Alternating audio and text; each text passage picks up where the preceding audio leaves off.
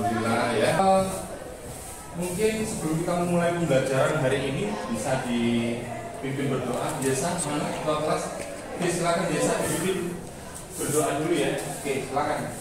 Siap, gerak. Mat, gerak. Gerak. Mulai. Hari ini ada yang tidak hadir anak-anak? Apakah ada yang tidak hadir? Ada yang nggak telat ya? Siapa namanya? Bayu ya, nggak telat. Oh, Bayu. Oke, alhamdulillah hadir semua.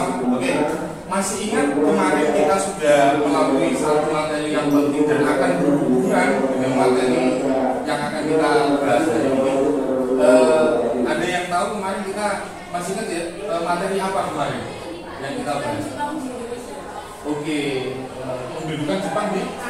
Oke, kemarin kita sudah melalui materi pendudukan Jepang di Indonesia. Oke, baik. Nah, ini ada dua peta negara, ya. Yang atas warna putih, biru dan merah, yang bawah warna biru dan kuning, ya. Kira-kira ini keadaan sekarang ya, kontemporer sekarang ya, yang kita lalui. Kemarin ada peristiwa besar, sampai sekarang pun peristiwa ini belum selesai, ya. Ada yang tahu bendera negara yang di atas, ini negara di atas itu dulunya terletak di wilayah. Kira-kira ada yang tahu yang di atas dan bawah ini negara apa? Bisa angkat tangan. Oke, silakan. Rusia dan Ukraina. Yang atas Rusia ya. Oke, yang bawah adalah Ukraina. Ya, anak-anak. Bom Nagasaki dan Hiroshima ini dan juga bom besar ini kalau kita lihat ya, dampaknya itu kan secara kemanusiaan tidak baik, ya, tidaklah baik. Karena apa?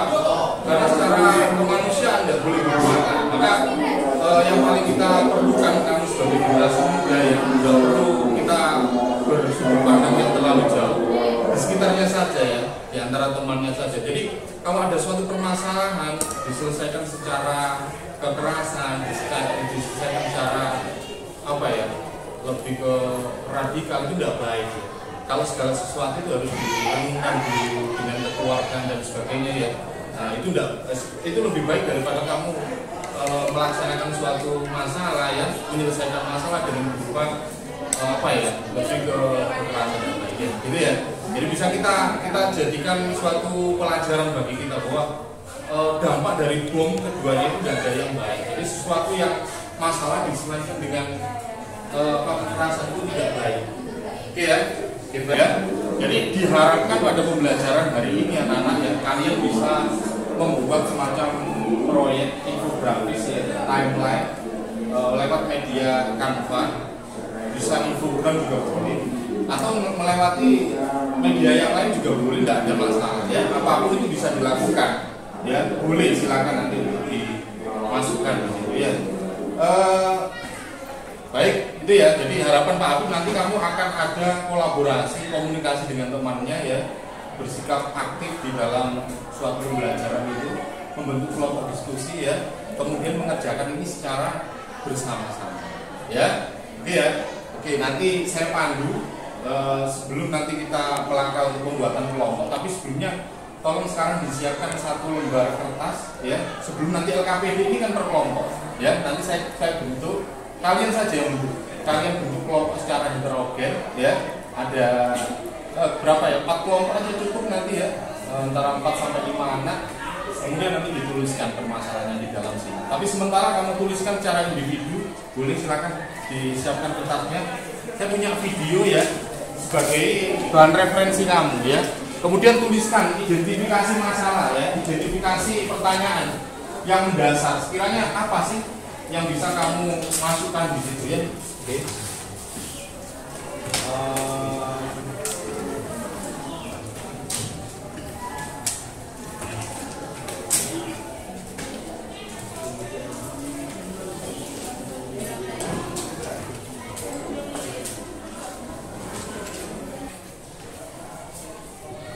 Ya, ini ending dari, saya ambil satu potongan film, judulnya adalah Hiroshima. Kayak gini.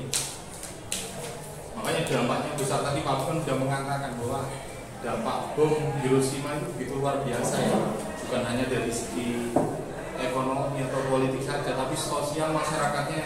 Radiasi dari bom atom itu luar biasa ya, sama Hiroshima. Ya, dilihat dulu, silakan.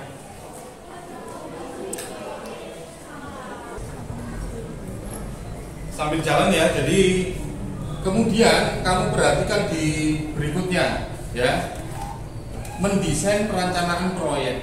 Perhatikan dari desain dari pertanyaan mendasar tadi, tuliskan ya. Kemudian penyelesaiannya seperti apa? Penyelesaian masalahnya, sumbernya dari mana? Kesimpulan penyelesaian masalahnya seperti apa? Itu dimasukkan ya. Kemudian kamu mendesain perencanaan produk ya. Jadi produknya jelas tadi ya. Kita kesepakatan kita membuat infografis timeline baik melalui aplikasi Canva atau mungkin infogram atau apapun ya, boleh. Saya tidak membatasi. Yang lebih familiar dan nyaman untuk kamu silakan dipakai ya. Nah, oke. Ini yang ketiga adalah langkah kita menyusun jadwal pembuatan proyek ya. Karena proyek ini harus diselesaikan hari ini dalam 2 jam pelajaran, maka kamu harus menyusun. Misalkan yang pertama tadi apa? Tadi sudah dituliskan apa? Yang pertama tadi identifikasi atau penyusunan pertanyaan ya, pertanyaan dasar ya. Nah, tadi diselesaikan berapa menit? Waktu tulisan misalkan 20 menit. Ya, tinggal gitu aja.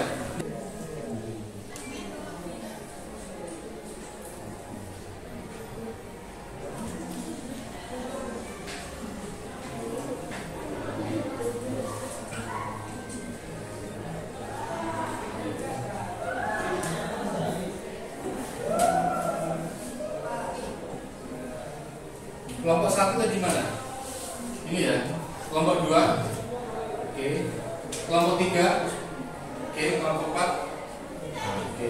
Kelompok 1 tentang apa tadi? Coba kelompok 1 desain perencanaan proyeknya apa? Apa tadi? Hah? Bom atom ya? Coba dijelaskan, disebutkan yang keras. Gimana? Coba.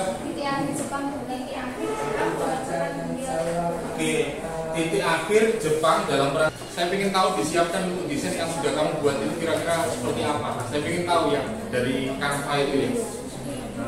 Coba, Pak ingin tahu ya.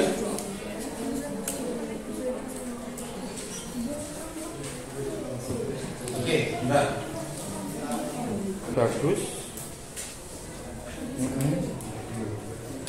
Kronologi ya, proklamasi ya, kemerdekaan ya. Oh, bom atom ini ya, bom atom ini ya. Oh iya ini bom atom.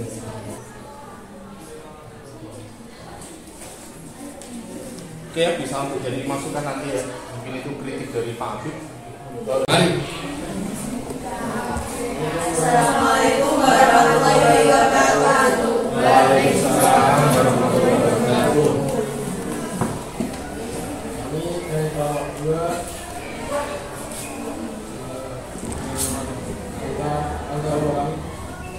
Perkenalkan, nama saya Amatul Arifin. Perkenalkan, nama saya Rara Jijen. Perkenalkan, nama saya Fatimah Salamuddin. Nama saya Sila Syarudi.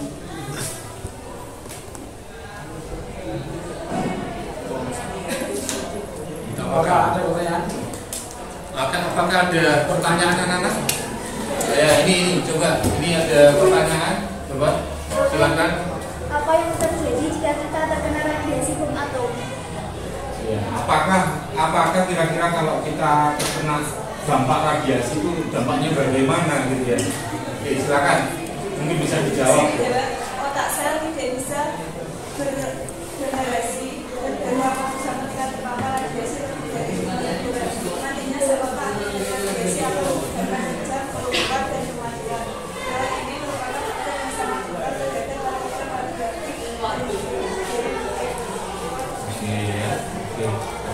Perhatikan sejenak anak-anak ya, sudah disampaikan dengan baik. baik infografisnya menarik ya, saya lihat dengan desain yang berbeda.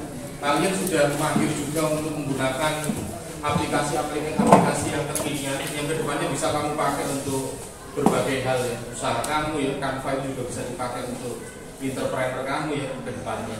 Artinya belajar sejarah bukan hanya dilihat dari nilai sejarahnya aja, tapi proses pengalaman belajar itu wajib kita ambil hikmahnya gitu ya. Dari yang sudah dipresentasikan ya, yang kita diskusikan hari ini, materi proklamasi kemerdekaan, ada mungkin yang bisa menyimpulkan untuk kegiatan kita hari ini. Oke, silakan disimpulkan ya.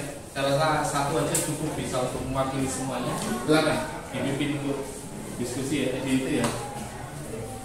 Jadi kesimpulan dari pembelajaran ini adalah kita dapat memperoleh motivasi dalam pengetahuan, keterampilan, kebiasaan, serta pembelajaran ini juga dapat membuat interaksi peserta didik dengan pendidik dan sumber belajar pada sebuah lingkungan belajar. Bagus, kasih plus untuk teman-teman ya. Pada intinya proklamasi kemerdekaan itu adalah titik kulminasi, titik puncak perjuangan bangsa kita. Bukan hanya rentetan yang terjadi seputar tanggal 17 Agustus itu saja. Artinya itu rentetan jauh ya, mulai dari proses akhir dari penjajahan Barat di bangsa Barat, tokoh-tokoh nasionalisme yang luar biasa pada waktu itu, hingga kemudian tokoh-tokoh akhir ketika Soekarno-Hatta dan kawan-kawan proklamasikan. Artinya itu adalah proses yang lambat laun panjang sekali ya, bukan hanya sekitar proklamasi kita ya. Jadi kamu sebagai generasi muda punya makna tersendiri bagaimana mempertahankan posisi proklamasi kemerdekaan itu dalam hal kekinian ya. Benar kita menjadi negara yang merdeka, tapi dalam hal yang lain apakah kita merdeka? Ya tidak. Secara ekonomi kita masih terjajah ya. Kita masih tergantung pada produk-produk asing. Kita masih tergantung pada negara-negara asing gitu ya. Jadi kita harus punya pola pikir yang kedepannya bisa mengarahkan kita untuk lebih baik menjadi bangsa yang berdikari, berdiri di kaki. Coba dilihat di link yang ada di grup WA di situ, ya. Nah, coba, ini saya lihat, presentasikan. Kamu masuk kode ini langsung ya. Login pakai Quizzes, pakai namanya masing-masing. Kemudian kamu masuk kode ini, kode ini. Memang jaringannya agak sulit ya. Nggak apa-apa. Yang ini bisa menyusul ya dengan kode NIM yang sama. Oke, udah 3. Lembar survei peserta didik. Tujuannya apa Pak Habib? Jadi tujuannya itu kalian bisa menilai dari pembelajaran saya hari ini. Apakah menarik, apakah biasa saja atau kurang. Silakan nanti diisi sesuai dengan tidak ada namanya di situ ya, bisa dimasukkan gitu ya. Jadi kamu bisa menilai pembelajaran saya. Kedepannya itu bisa menjadi referensi bagi Pak Habib untuk memperbaiki diri ya. Gitu ya. Oke, baik, untuk kegiatan hari ini saya ingin satu perwakilan ketua kelas ya.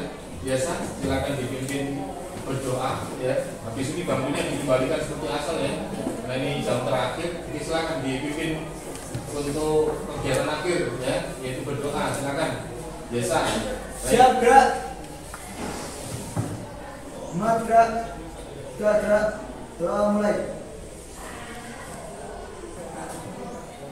Doa selesai. Oke, baik ya, sudah cukup untuk kegiatan hari ini. Semoga banyak keberkahan dan manfaat yang kalian peroleh ya. Semoga selalu diberikan kesehatan yang gitu ya. Saya akhiri, wassalamualaikum warahmatullahi wabarakatuh. Waalaikumsalam.